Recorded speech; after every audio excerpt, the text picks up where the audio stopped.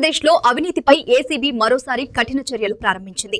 Machilipatnam RTO కార్యాలయంలో పనిచేస్తున్న assistant motor vehicle inspector Pillutla Lokanatha Prasad పై ఆదాయానికి మించిన ఆస్తుల కేసు నమోదు చేయబడింది. విశ్వసనీయ సమాచారం ఆధారంగా అధికారులు ఒకేసారి విజయవాడ మరియు మచిలీపట్నం ప్రాంతాల్లో దాడులు నిర్వహించారు.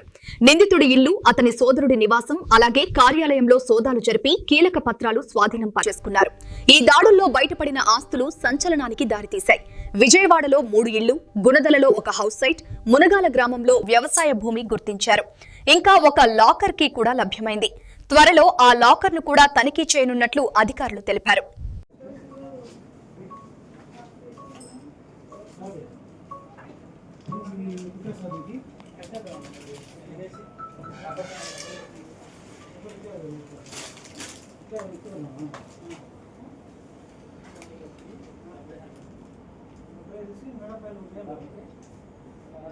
ఆ ఫోటో డిఎస్పీ గారు కనిపెట్టండి సార్, ఓకే అంటే మళ్ళీ తీసుకుంటాను. ఏ ఫోటో పెట్టి నేను అబ్బాయి నరేష్